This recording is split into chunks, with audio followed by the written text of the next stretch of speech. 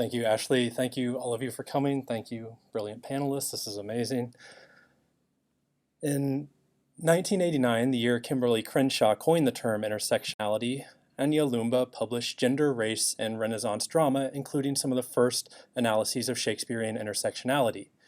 Lumba recently reflected on the discourse in the Oxford Handbook of Shakespeare and Embodiment. She said intersectionality has, quote, contributed enormously to understanding the histories of embodiment, or how the physical attributes of bodies acquire social meaning, but the terms of our inquiry have not fundamentally changed. Even as we try to connect them, for the most part, we still largely theorize gender and sexuality as categories that are separate from the structures of race or the histories of global contact. Even this critique, like the subtitle of the Oxford Handbook, Gender, Sexuality, and Race, excludes embodied meanings related to disability, class, religion, and age, which are addressed elsewhere in the handbook and which are really important for Lumba's conclusion. Othello and Caliban speak at once to vastly different histories and geographies, and yet together they indicate a shared terrain on which ideas of human difference were reshaped during the early modern period. It's this tension between the uniqueness of any scene of stigma and the parallels between those scenes that I want to address today.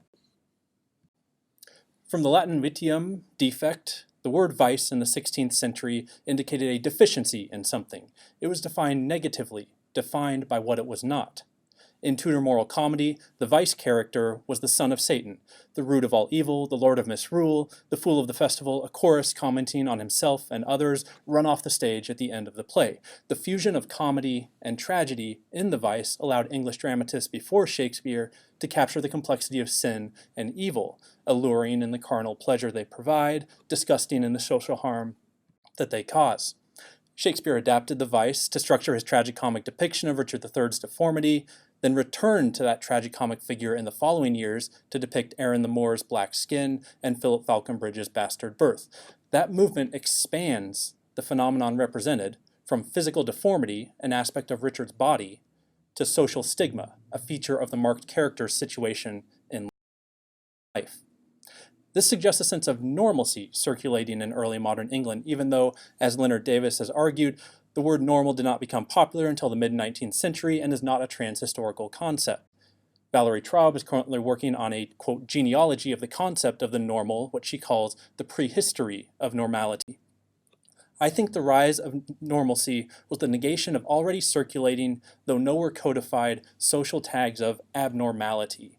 Something like the range of Shakespeare's stigmatized characters, all tagged as deviant, but for different reasons, had to exist in order for the concept of the normal to crystallize. And I'm inclined throughout to say purportedly normal, purportedly abnormal, but instead I just want to kind of affirm here that normalcy and abnormality are always purported. Purportedness is intrinsic to the concepts of normalcy and abnormality. I call the system Shakespeare used for this set of characters the figure of stigma, its elements being four: abnormality in body, villainy in character, irony in language, and tragicomedy in plot. Like Richard, Aaron displays all four elements: abnormality, Richard has his birth defects, and Aaron his black skin.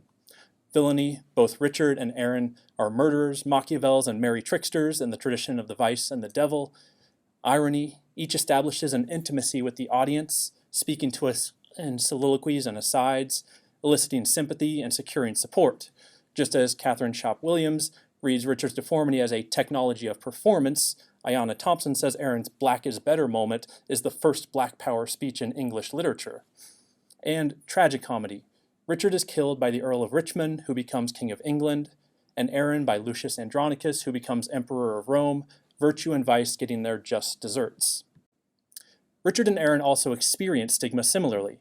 Enemies treat their bodies as omens of evil. They themselves use their bodies to express the villainy that they devote themselves to.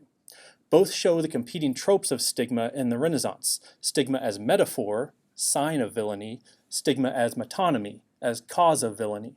Opening a third way of thinking, stigma as drama, as debate about the making of the meaning of physical difference. Although bastardy is not outwardly visible on the body, it is written into Faulconbridge's blood, and in that sense is much a part of the man as Richard's hump or Aaron's skin. In King John, Faulconbridge starts as a vice-like villain, but opts for national service over personal property, and displays tremendous courage during the First Barons' War. Like the Vice, he addresses the audience directly, though his memorable soliloquies on observation and commodity are more daring and honest than demonic.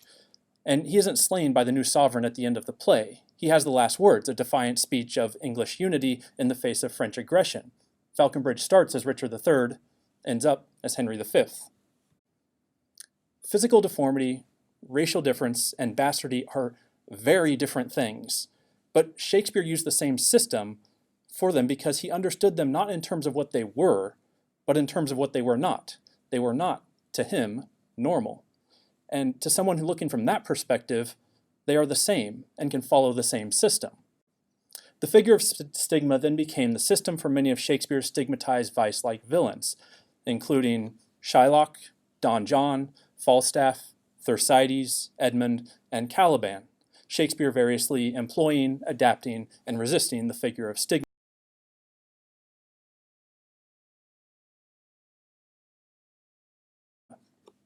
Who invented stigma? I'm not talking about the first person to discriminate, but who recognized stigma as a phenomenon in society? The most obvious answer is Irving Goffman, whose book Stigma, Notes on the Management of Spoiled Identity from 1963 sparked the study of stigma in sociology, arguing that, quote, persons with different stigmas are in an appreciably similar situation and respond in an appreciably similar way. I think Shakespeare scooped Goffman by several centuries.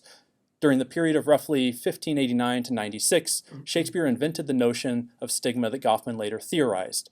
It was inchoate, not programmatic and artistic rather than argumentative, but Shakespeare suggested, for the first time ever, I think, that different kinds of differentness encounter similar situations in life, shifting the locus of meaning from the physical body of the stigmatized person to the structure of social interaction between the normals and the stigmatized.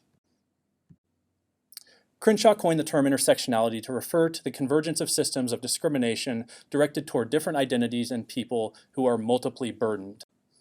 Shakespeare's Joan de Pucelle is female and French. That's different than being just French or just female. Margaret of Anjou is female, French, and in Richard III, old, triple intersection. Nell in The Comedy of Errors is female, obese, and swart. Jessica in Merchant is female and Jewish. The speaker of the sonnets seems to be bisexual, seems to be disabled. The Dark Lady of the sonnets is female and dark-skinned. Because of her gender, Ophelia's mental illness works differently than Hamlet's. Lady Macbeth's madness is not the same as Lord Macbeth's. The Weird Sisters are female, old, perhaps trans. Stigmatized because of his race, his age, and his epilepsy, Othello experiences different forms of stigma than Aaron, stigmatized because of his race, Lear, stigmatized because of his age, or Julius Caesar, stigmatized because of his epilepsy. Cleopatra is female and tawny. Catherine of Aragon, female, Spanish, and infertile. Sycorax, female, Algerian, Muslim, and old.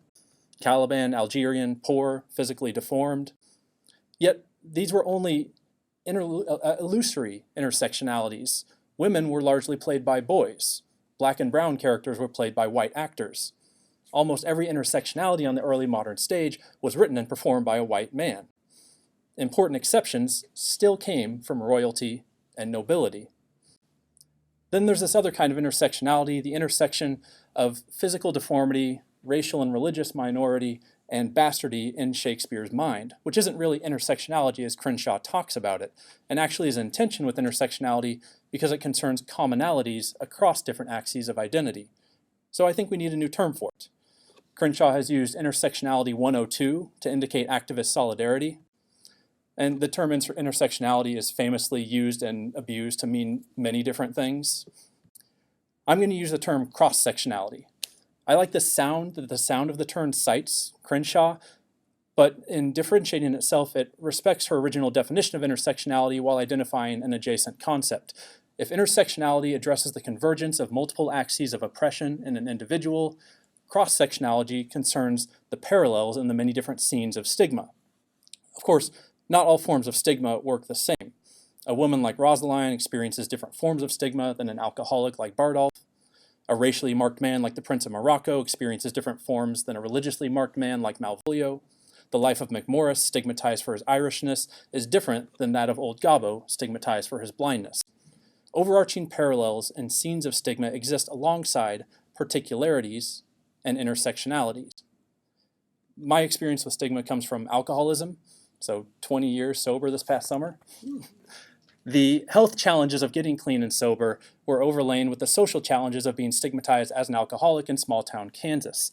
After navigating that stigma for a bit, I thought to myself, this gives me a little insight on the lives of people stigmatized because of race or gender or sexuality.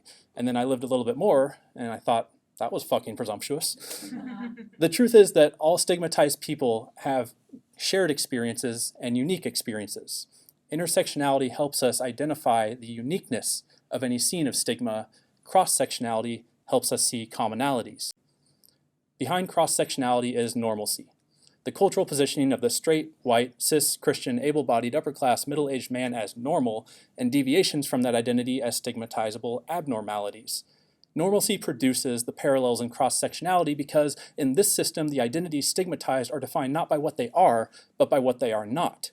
One example is Iago, whose several forms of bigotry, sexism, classism, racism, ableism, all are parallel because they radiate from a single source in his understanding of himself as normal and of differences as stigmatizable.